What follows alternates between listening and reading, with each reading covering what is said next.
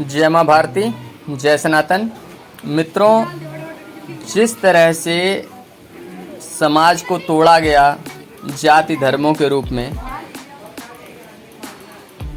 कानून बनाए गए देश की तो स्वतंत्रता के समय आपस में फूट डालने के लिए, भारत को एक गणराज्य, धर्मनिरपेक्ष गणराज्य बनाया गया ताकि सब लोग एकजुट होकर के रह सकें, दिखाया ये गया और ऐसे कानून बनाया गया कि सब में आपस में फूट बनी रहे।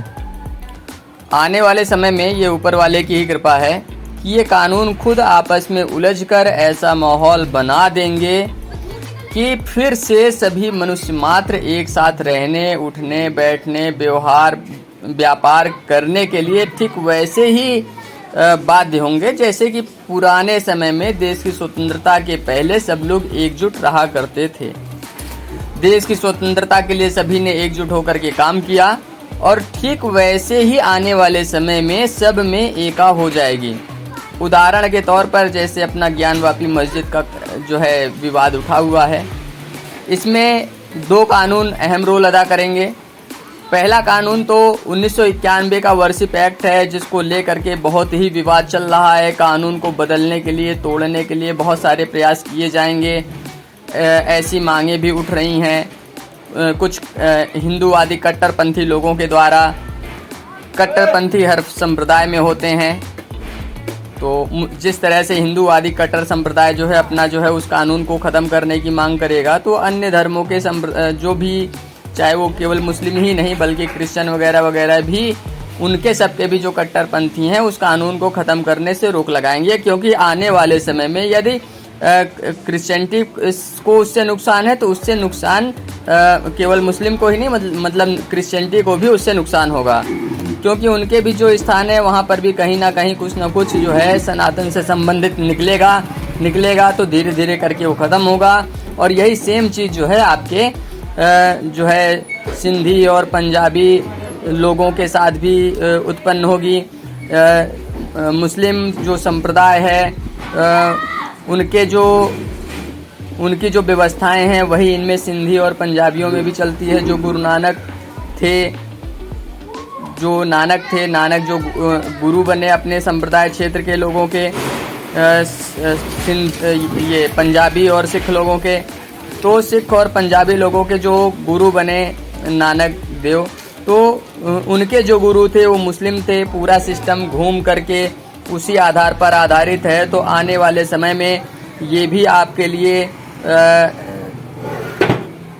स्पष्ट है कि केवल एक ही संप्रदाय, मुस्लिम संप्रदाय के कट्टरवादी ही नहीं केवल जो है 1991 के वर्शिप एक्ट को ख़त्म करने के लिए काम करेंगे, बल्कि सभी गैर हिंदूवादी जितने भी संप्रदाय हैं वो सब भी यही काम करेंगे। चाहे वो जैनी हों, चाहे वो बौद्ध हों, चाहे कोई भी हों, उन सब में एका हो जाने पर जो है कानून में, इस कानून को 1991 वर्शिप एक्ट को ख़त्म करने में अड़चनें और दिक्कतें आएंगी।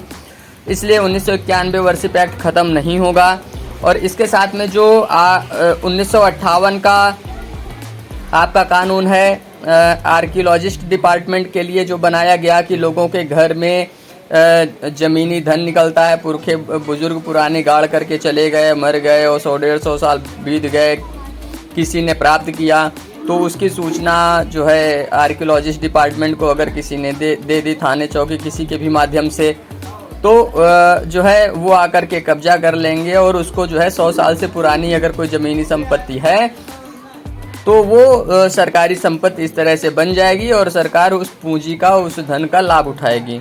इस वजह से वो कानून बनाया गया था और वो कानून ही पचड़ा बनेगा ज्ञानवापी मस्जिद के मामले में भी।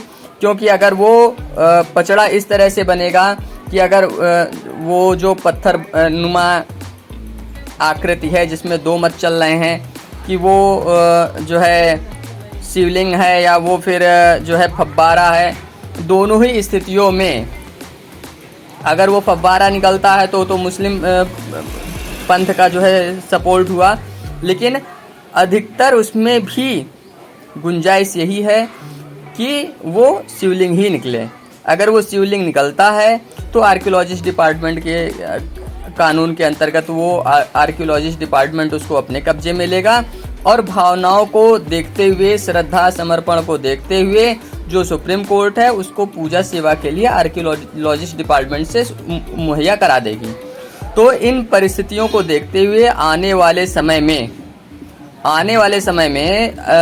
जो है आपका जितना भी कानून और पोजीशन और परिस्थितियां बनती हैं वो यही बताती है कि उस ज्ञानवापी धर्म केंद्र पर हिंदू अपना शिव मंदिर की पूजा करेंगे और मुस्लिम अपना जो है पूजा करेंगे, नमाज पढ़ेंगे अपने अल्लाह की। तो इस तरह से दोनों ही धर्म एक साथ उठना बैठना, आना जाना, मिलना जुलना जारी हो जाएगा। और ऐसे ही जो है अन्य धर्म स्थलों पर, अन्य मंदिर मस्जिदों और तीर्थों पर, चर्च और गुरुद्वारों में ऐसी परिस्थितियां धीरे धीरे करके क्रिएट होने लगेंगी और फिर से धीरे से पूरा समाज जो है एका बना करके एक साथ होकर के रहने लगेगा।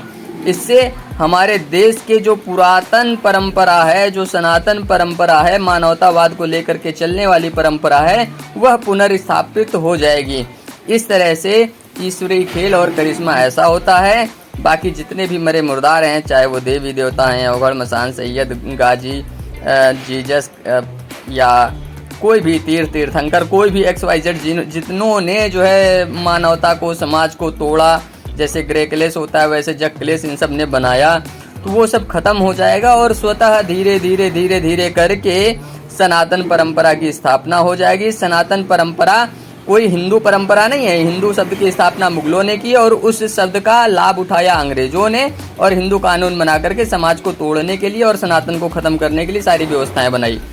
तो जो क्रिश्चियनिटी है, मरे मुर्दार उनको लेकर के चल रहे हैं और ब्रिटेन उसका मुख्य केंद्र है मरे मुर्दारों का। चाहे वो किसी भी जाति धर्म संप्रदाय हो, मरे मुर्दार उन्हीं का सबसे ज़्यादा सपोर्ट करते हैं, क्योंकि हम सब लोग सनातनवादी हैं, आत्मवादी हैं, सनातन परंपरा के अनुयायी हैं। भगवत गीता के अध्याय 2 श्लोक 24 में भगवान ने साफ कहा है कि देहधारियों में मैं आत्मा हूँ, और अध्याय 10 श्लोक 25 में कहा है कि देहधारियों में मैं आत्मा हूँ, और इसके साथ में अध्याय 2 श्लोक 24 में भगवान ने कहा है कि आत्मा ही सनातन है।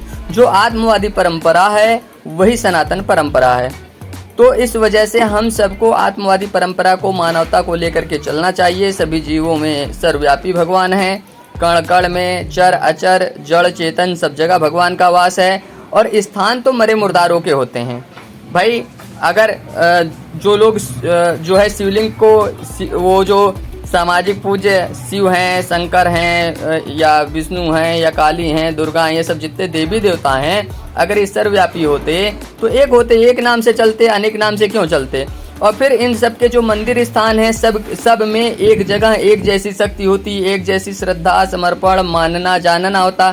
कहीं मंदिर में दीमक लग रहे हैं दीवालों में और गेटों में, तो कहीं पर जो है जाले लगे हुए हैं, साफ सफाई करने वाला कोई नहीं है, बीहड़ पुराना सा बन गया है, और कहीं पर इतना है कि वहाँ पर पत्थर लगे हैं, मोज़ेक टाइल्स लगे हैं, इसके साथ में वहाँ पर टनों जो है दूध चढ़ाया जाता है, पूजा सामग्री चढ़ाई जाती है टनों के हिसाब से, कहीं पर ऐसा चल रहा है। तो ये सब असमानता क्या है? ये सब असमानता, फूट डालो राज्य करो वाला जो खेल है, ये मरे मुर्दारों का है, और उसका केंद्र उन सब के पूरे सिद्धांत को ब्रिटेन ने उठा रखा है। तो इस वजह से ब्रिटेन को ही ये सब मरे मुर्दार बढ़ा रहे हैं। जब तक मरे मुर्दार पूजोगे तब तक ऐसे खेलोगे, भोगोगे। जब भगवतवादी बनोगे, आत्मवादी बनोगे, सनातन परंपरा को अपनाओगे, उसको जानोगे, समझोगे, उसके आधार पर आगे बढ़ोगे, तब सारी बात समझ में आएगी। अभी तो क्या है कि ये जो मरे मुर्दारों ने मुगलों के समय में और अंग्रेजों के समय में छा करके पूरे जो है समाज को अपने कब्जे में ले रखा है, जब तक उनके कब्जे से बाहर नहीं आओगे, भगवतवादी नहीं बनोगे, आत्मवादी नहीं बनोगे, तब तक किसी का कोई कल्याण होने वाला नहीं है। तो कुल मिलाकर के कम शब्दों के साथ अपनी वाणी को विराम देते हैं। बहुत ज़्यादा लंबा वीडियो हम खींचने के इच्छुक नहीं हैं। आपको अगर वीडियो अच्छा लगा है, अभी तक आपने सुना है, सारी बातें आपने समझी हैं, तो इस वीडियो को अधिक से अधिक शेयर करिए, चैनल को सब्सक्राइब कीजिए, और इसके साथ में अब वीडियो पसंद आया है तो इसको लाइक ज़रूर कीजिए। और इसी के साथ हम अपनी वाणी को विराम देते हैं। अगले सत्संग में शीघ्र ही मुलाकात होगी। जय माँ भारती, जय सनातन।